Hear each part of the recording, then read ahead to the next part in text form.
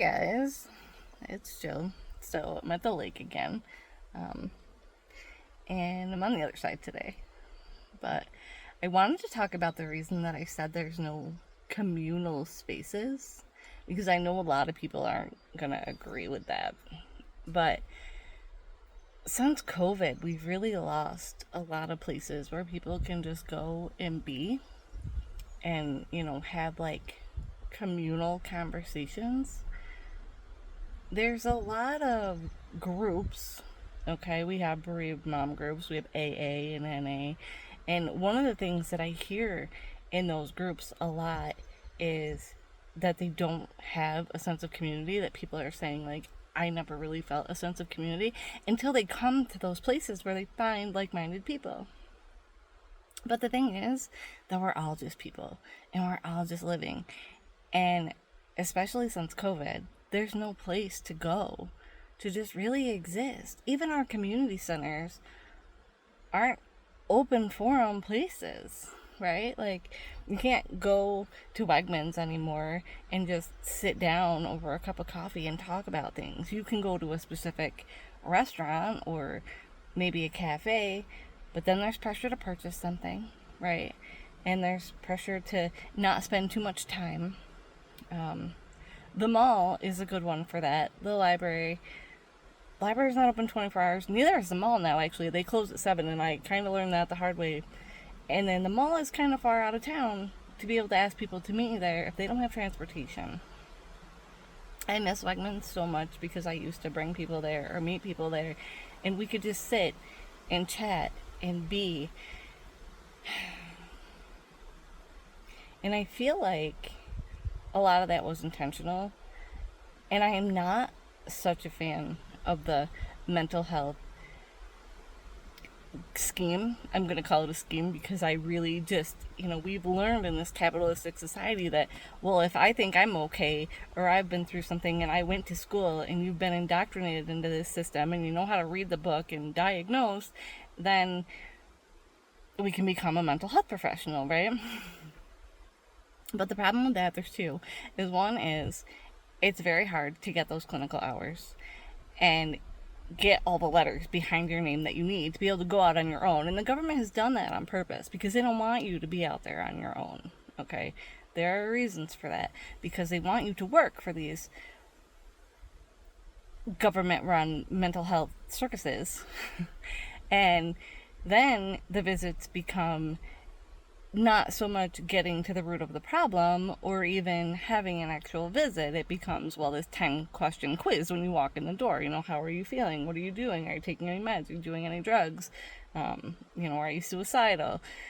And by the time you get done with the laundry list, now you're halfway through your visit, and you're never going to get back to the root of the problem. And a lot of people say that to me. They say, I've been going for 3 years, and I feel like I haven't accomplished anything. There's a reason for that. Besides the fact that you got a trauma dump, right? All the stuff that you're holding on to because we've decided as a society that we can't talk to one another. We have to hold it. We have to hold it in until we go to our mental health appointment. And that's so crazy.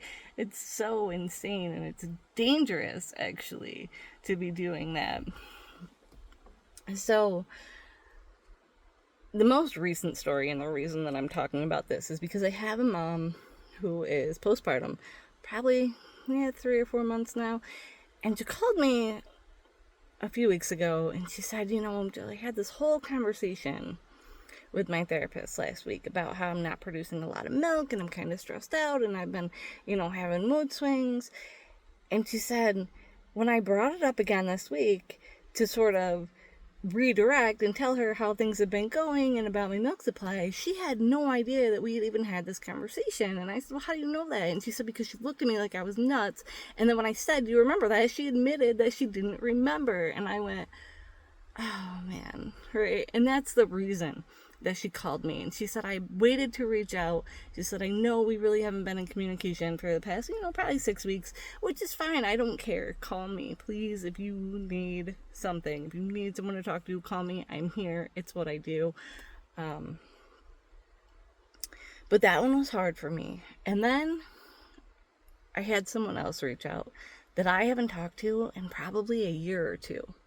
And I'm always grateful when they do this.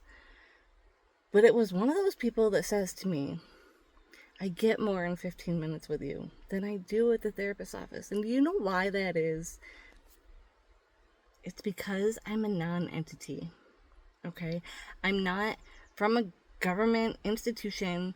I don't have this mental health degree. And I don't have to worry about licensing or my boss or, saying the wrong thing, because I'm human and you're human and we're going to have a discussion and I'm going to tell you how I feel.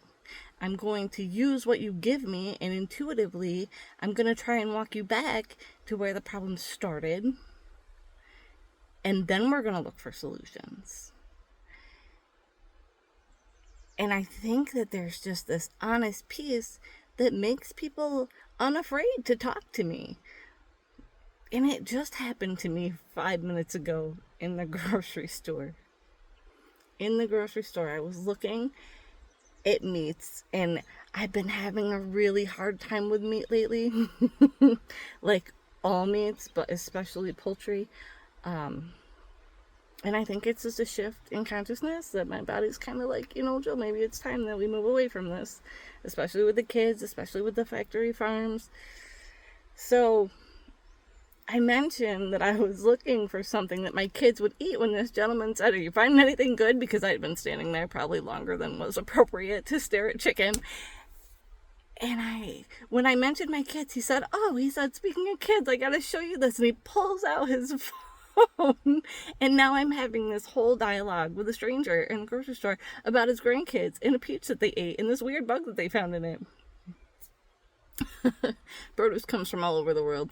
Sometimes there's weird bugs. Thank goodness they were old enough not to eat it. But I got to see a picture today of a kind of cool little beetle thing. But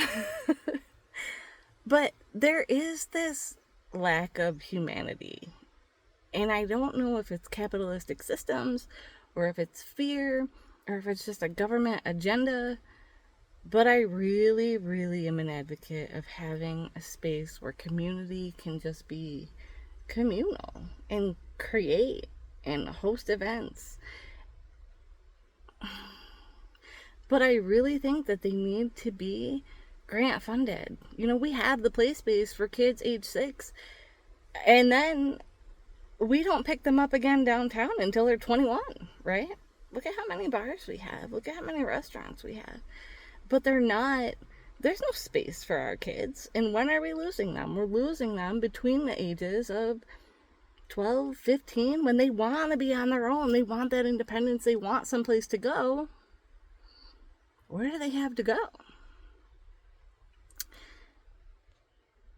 And yeah, it's cool to have money to feed your kids. I would love to be collecting a paycheck and doing what I love, but I don't want to do it in a government system that's the antithesis of everything that I think is okay for humanity.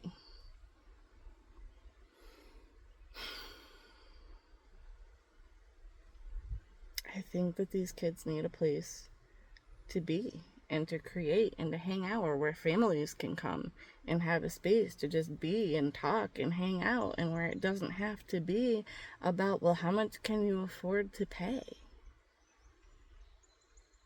I think that's why the Y told me a couple years ago, well, we don't really want those kids here. Well, fine, then let the people who can afford to pay for their kids to have a space to go. But other than playing sports or being in the gym, what are we doing for them in those spaces that are just communal hangout spaces?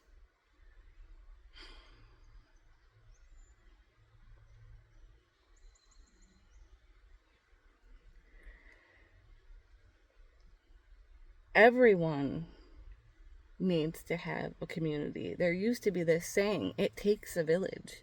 But when I talk to young people right now, and I talk to young moms, they don't have a village. They don't have a village. And most of them say those dreaded words. I don't want to hang out with the people that are doing drugs, or I don't want to hang out with the people that are drunk all the time. And a lot of them, when we lose them in those middle teen years, are running out and they're doing the drugs and they're drinking all the time. And so those cycles continue, right? And they continue when they have their kids. And so that's all their kids are seeing. Now, I'm knowing that a lot of you are going, but she's got a pot leaf on her head. Yes, I do. Yes, I do. And here's why. When I was teaching at a Presbyterian preschool in 2015, I became very, very ill. I was sent to St. Joe Stroke Center. I spent 3 days there. I spent the next 6 months fighting for my health so that I could walk and speak because the right side of my face fell. I had Bell's palsy. I lost a lot of motor function on my right side. And what I was given was this crazy concoction of tramadol, which I believe is an opiate, cyclobenzaprine, so a benzodiazepine. Then they gave me gabapentin, and I hate gabapentin because they say it's for nerve damage, but they literally told me, they gave me probably 500 of them and told me, well, you can take as many as you want, Jill, up to like 8 a day.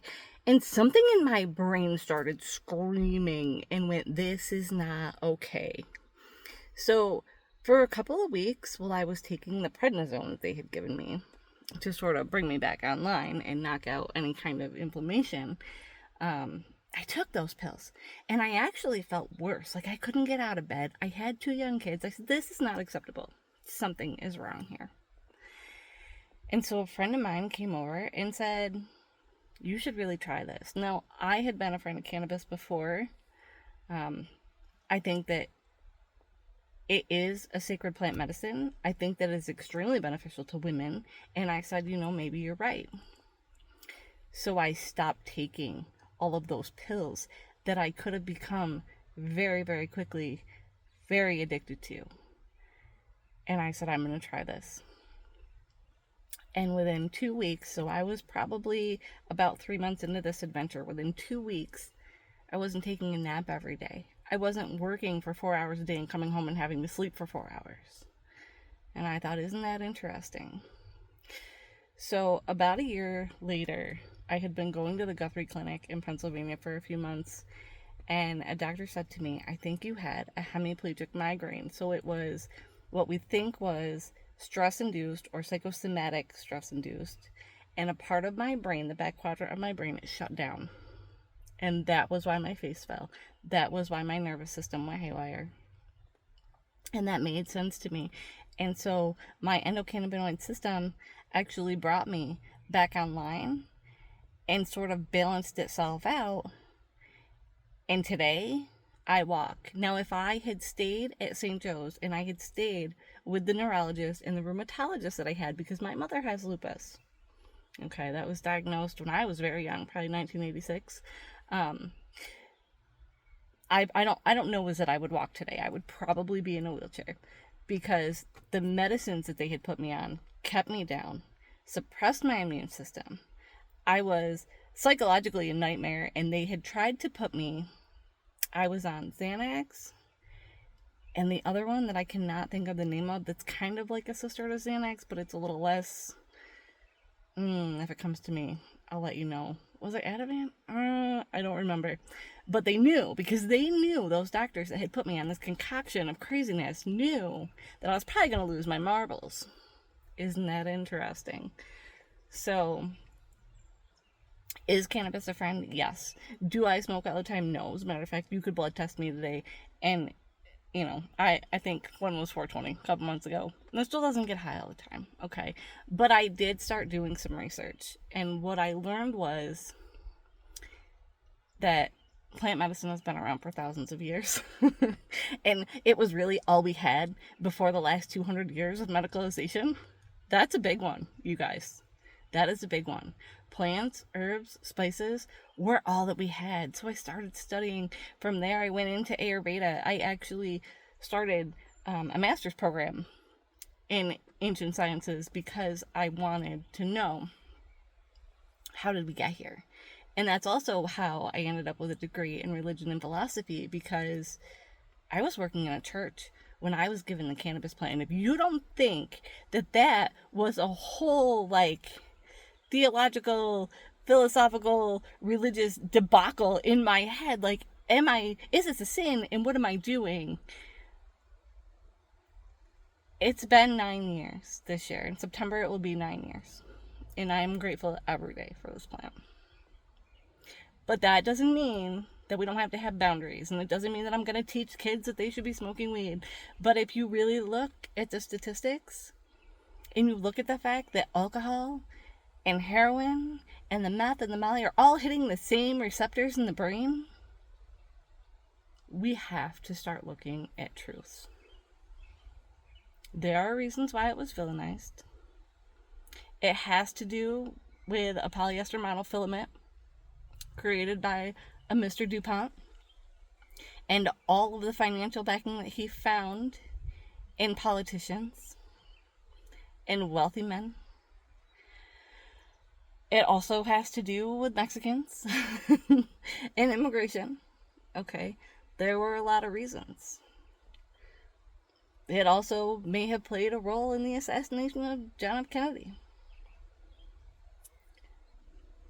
But it has been used for thousands of years, and some of those people include Joan of Arc, who said that she used plant medicines to hear her guides so that she would know which direction she should go and what she should be doing. Who else is there? Shakespeare has his pipes. The list goes on, you guys. So mental health in our country has really become just a Ponzi scheme. We've learned that if we can get people to believe that there's something wrong with them, then we can get them to go to the doctor, and then we can put them on a wait list. Especially our kids. We love to put people on wait lists. We have kids on wait lists for speech therapy, physical therapy, mental health, and it's atrocious, because all these kids really need is some boundaries, some direction, a little bit of, free thinking, which isn't really allowed at school, right? Because you're told you're going to read this and you're going to write this and you're going to do it at age 5, because 5-year-olds are expected to write sentences right now in public education, even though we know that most kids at that age are not ready, whether they can hold a pencil or not. There's no reason we should be forcing them to write sentences.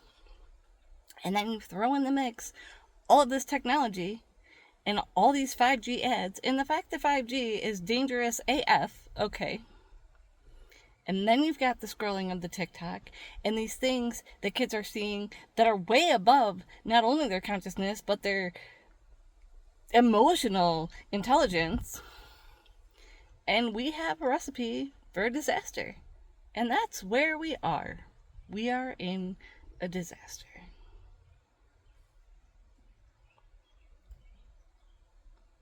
And if I'm crazy, somebody tell me I'm crazy, because honestly, I post videos and I get 0 comments. And maybe what I'm craving myself is community and conversation, because I haven't heard any intelligent thought in a very long time. And I'm really, I'm ready for some feedback. I need feedback. I need to know what we're doing out here. So, anyways, we need communal spaces that are, again, non-entities. I've looked at churches. I think a lot of people fear religion because they don't understand it, which is why I study all religions, because I don't want to just bring you to church and say, well, Jesus lived and this is it, because a lot of other people lived. And outside of religion, so many peacemakers, right? Like Gandhi, Martin Luther King, people who spoke on just what the power is of peace and love. And we need to start bringing those things back to our communities. And if it starts right here, then it starts right here. All right, I'm almost at 20 minutes. I've kept you long enough. Thank you for listening to my rambling. Check out the lake behind me. It calmed down, actually, because when I got here, it was really, really windy, and I kind of thought it was going to storm. I've been waiting for a good storm. I need a good storm. All right, guys. I love you. I'll talk to you later. See you.